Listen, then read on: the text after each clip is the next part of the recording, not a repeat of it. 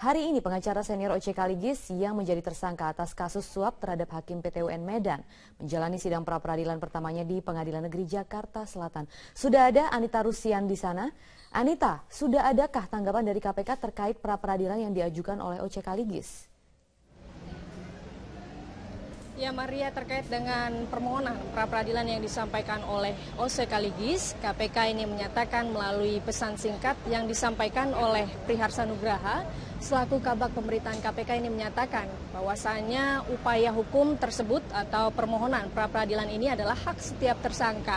Namun terkait dengan gugatan yang disampaikan oleh kuasa hukum OCK Ligis, ini KPK menyangkal adanya kesalahan prosedur yang dilakukan mulai dari pemanggilan, kemudian penangkapan, penahanan hingga penetapan status tersangka terhadap OCK Ligis. Selain itu KPK juga menyatakan, ini dalam ini Priharsa Nugraha menyatakan KPK juga telah memiliki bukti yang kuat atas keterlibatan OCK Ligis dalam kasus suap yang terjadi di Pengadilan Tata Usaha Negara Kota Medan. Dan Maria berbicara soal pra-peradilan yang hari ini dilakukan di Pengadilan Negeri Jakarta Selatan. KPK dalam hal ini tadi Johan Budi selaku pimpinan sementara KPK juga menyatakan melalui pesan singkat bahwasanya KPK meminta adanya penundaan pelaksanaan sidang pra-peradilan karena jadwal Biro Hukum KPK ini yang sangat padat, apalagi pada hari ini juga bertepatan dengan sidang pra-peradilan yang diajukan oleh Bupati Morotai, yaitu Rusli Sibua. Dan kemudian itu berbicara soal proses hukum yang terjadi terhadap OCK Ligis ini karena berkas penyidikan ini terhadap OCK Ligis juga sudah atau akan rampung, maka KPK juga akan menaikkan proses hukum ke arah penuntutan. Dan berbicara soal kasus suap yang terjadi di PT UN Kota Medan ini sendiri, sampai saat ini KPK juga telah menetapkan 8 orang tersangka, 3 diantaranya adalah Hakim PT UN Kota Medan, kemudian Panitera, 2 orang pengacara, 1 diantaranya OCK Ligis, begitu juga dengan anak buahnya Gary, dan Gubernur Sumatera Utara Gatot Pujo Nugroho beserta istri Evi Susanti.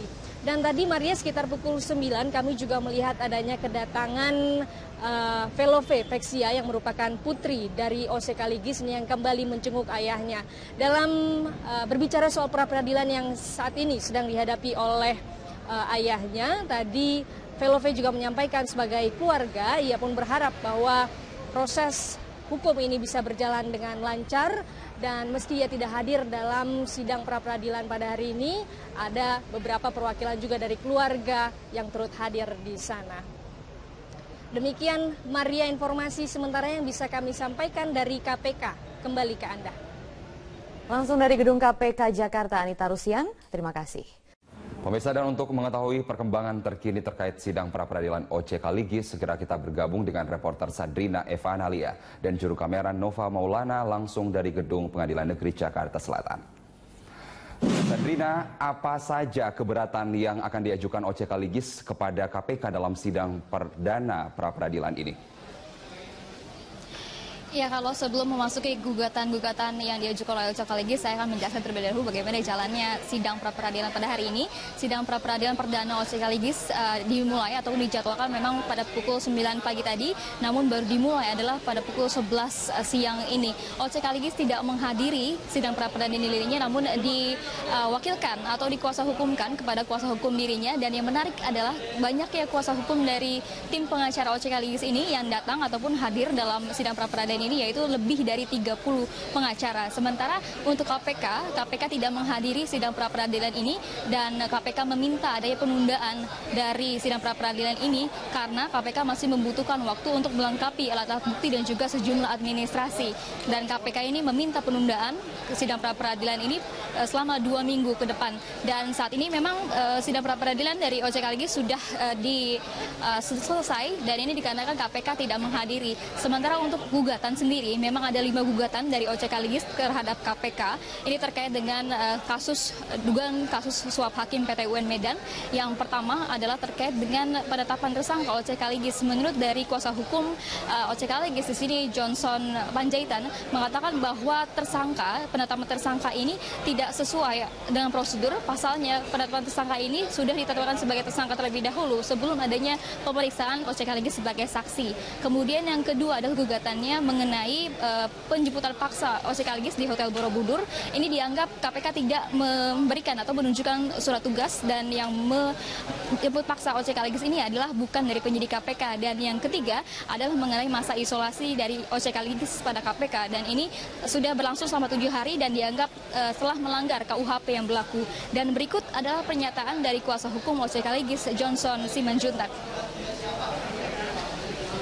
Apa yang diputuskan oleh MK, orang tidak bisa dijadikan tersangka kalau belum ada 2 alat bukti dan diperiksa sebagai calon tersangka. Nah, tapi yang terjadi pada saat yang sama, OCK mengalami 2 hal sekaligus, sebagai saksi maupun sebagai tersangka, padahal nggak pernah diperiksa. Itu yang paling penting. Nah, setelah itu baru ada problem soal penangkapannya, baru ada problem soal penahanannya, baru ada problem soal isolasinya, ada problem soal proses pemeriksaan dia. Kalau ada satu lagi penunda ataupun gugatan yang tidak dimasukkan dalam gugatan dari pra peradilan ini adalah terkait dengan penyadapan sejumlah anggota dari tim kuasa hukum dari OCK Ligis ini oleh KPK. Carlos. Sadrina, kemarin OCK Ligis melayangkan surat kepada Presiden terkait kasus yang dihadapinya. Lalu sudahkah ada informasi apa tanggapan Presiden terhadap surat OCK Ligis itu? Iya, kalau benar sekali bahwa kemarin pada tanggal 9 Agustus 2015 OCK Ligis ini melayangkan surat kepada Presiden.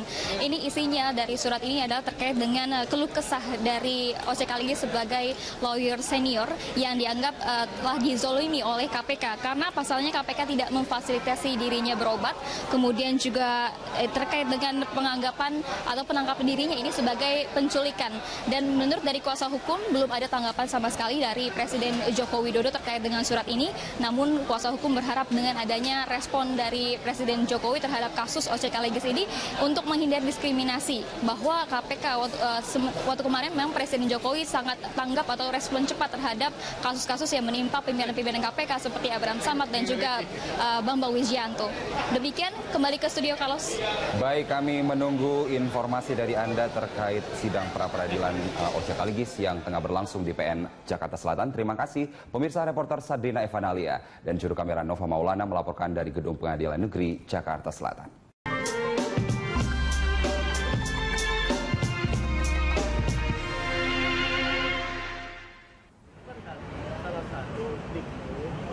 Kuasa hukum Gubernur Sumatera Utara Gatot Pujo Nugroho, Razman Arif Nasution meminta agar penyelidikan dugaan penyalahgunaan wewenang dalam penggunaan dana bantuan sosial tak lagi ditangani Kejaksaan Agung. Ia ingin agar pengusutan itu dilimpahkan ke Komisi Pemberantasan Korupsi. Menurutnya, pengusutan dana bansos itu oleh KPK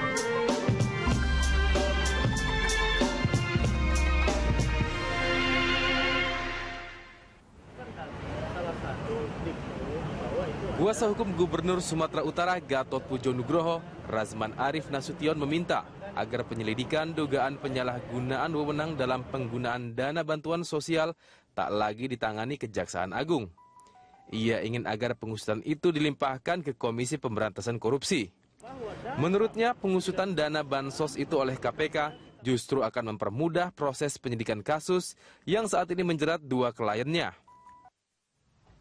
Jaksa Agung HM Prasetyo mengatakan Kejaksaan Agung tak bisa melimpahkan penanganan kasus dugaan korupsi dana bantuan sosial di pemerintah Provinsi Sumatera Utara ke Komisi Pemberantasan Korupsi karena kasus itu berbeda dengan kasus dugaan suap yang ditangani KPK yang menjerat Gubernur Sumatera Utara Gatot Pujo Nugroho sebagai tersangka. Sementara PLT Wakil Ketua KPK Johan Budi berharap Kejaksaan Agung rela melimpahkan kasus dugaan korupsi dana bantuan sosial pemerintah Provinsi Sumatera Utara. Ia menilai penanganan kasus yang diduga melibatkan banyak pejabat eksekutif dan legislatif Sumatera Utara itu akan lebih efisien jika ditangani KPK. Lalu, siapakah yang akan memeriksa Gatot? Apakah KPK dan Kejaksaan Agung tidak saling bertabrakan dalam penanganan satu perkara? Apakah seorang tersangka dapat meminta kasusnya diperiksa oleh Kejaksaan Agung atau KPK? Pemirsa, siapakah yang akan memeriksa tersangka kasus dugaan korupsi bansos yang menjerat Gubernur Sumatera Utara nonaktif Gatot Pujo Nugroho? Untuk membahasnya kami telah tersambung melalui telepon dengan Kepala Pusat Penerangan dan Hukum Kejaksaan Agung, ada Bapak Tony Spontana. Selamat pagi, Pak Tony. Selamat pagi, Rara. Ya. Dan juga selain Pak Tony yang telah terhubung di ujung telepon, di studio Berita 1 juga telah hadir kuasa hukum dari Gubernur Sumatera Utara Gatot Pujo Nugroho, Bapak Rasman Arief Nasution. Selamat pagi, Pak Rasman. Selamat pagi. Terima kasih telah bersama kami di studio Berita 1. Nah, Pak Rasman, ini juga kami juga memberikan kesempatan kepada pemirsa untuk memberikan komentar lewat SMS ke 0811 833 5551 atau melalui pesawat telepon di nomor 021 52 900 308 atau 02152900311. Pak Rasman, ini kan kemudian saat ini sedang menjadi sorotan karena ini Gubernur Sumatera Utara Gatot Pujo Nugroho melalui pernyataan Anda mengatakan ingin meminta agar penyelidikan dugaan penyalahgunaan dari dana bansos ini dilimpahkan dari Kejagung ke KPK. Apa sebetulnya menjadi pertimbangan permintaan tersebut? Begini, KPK itu dan atau institusi penegak hukum yang lain, dia harus mengedepankan azas akuntabilitas, kemudian transparansi, kepastian hukum. Oke, ini koridornya law is justice declare. Oke, nah, jadi kita harus melihat pendekatan hukum itu harus dipahami dari 4 sektor: filosofis, historis, sosiologis, dan yuridis. Okay. Nah, ada 3 di situ sebelum aspek yuridis dikedepankan. Sebelum dimulai aspek yuridis, ada 3 yang harus dipikirkan. Nah, saya melihat bahwa berkali-kali saya jelaskan di media bahwa untuk konteks pemeriksaan, penyidikan, bahkan sampai dengan proses penuntutan di peradilan, sebaiknya itu ditangani oleh KPK. Kenapa? Merujuk kepada 2. Pertama, aspek sosiologis, yang kedua dari segi aspek apa yang kita sebut dengan yuridis. Apa aspek sosiologisnya? Aspek sosiologisnya dalam surat Ibu Evi Susanti dan Bapak Gatot Pujo Nugroho yang ditujukan kepada Bapak O.C. Kaligis dan sudah disampaikan kepada penyidik dan sudah saya serahkan kepada pimpinan KPK. Di situ ada substansi. Surat itu ada 2 substansi yang tidak bisa dilepaskan.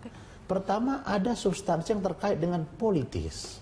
Anda menilai jika ini kemudian... Tunggu. Ada aspek politisnya, di mana ada pertemuan antara Pak Gatot Pujo Nugroho yang notabene Gubernur Sumatera Utara dari Partai PKS, ya, maaf ya, ini masih kita, tapi namanya ini kan sosiologis ya. Kemudian ada di situ Pak O.C. Kaligis, yang Ketua Mahkamah Partai Nasdem, bertemunya di kantor Partai Nasdem.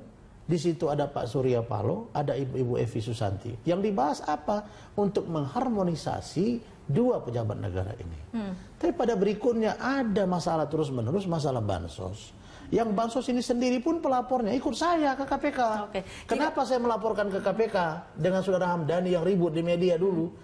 Nah, saya ini kan tidak milik siapa-siapa, saya milik bangsa Indonesia. Tapi Anda menilai jika kemudian saya sampaikan kasus itu ini ke KPK. Kenapa? Karena Kejati lambat menangani itu. Nah, sekarang diambil oleh Kejagung. Kemarin ditangani oleh Kejati, kemudian Kejagung nangani. Satu peristiwa hukum kok jadi 2 pokok perkara atau sebaliknya. Tapi apakah kemudian tersangka memiliki hak untuk kemudian meminta pelimpahan perkara dari Kejagung ke KPK seperti itu? Saya sampaikan dalam Undang-Undang Kehakiman jelas diatur di situ. Seseorang yang menjadi saksi, tersangka, terdakwa, terpidana wajib disetarakan dengan masyarakat biasa yang tidak bersalah sebelum memiliki hukum tetap atau belum inkrah. Ya, kita langsung ke Pak Tony. Pak Tony, silakan dengan tanggapannya. Ya, saya sapa dulu itu Bang Lasman. Apa kabar, Bang? Ya. Apa kabar? Sehat, Bang? Halo? Halo. Iya, Pak Tony mungkin suaranya bisa agak lebih keras sedikit. Nah, saya sapa dulu Abang Lasman. Oh iya. Bang. Ya. Ya, silakan. Gimana Pak Tony? Baik, alhamdulillah sehat. Ya. Jadi konteksnya kan kita bicara mengenai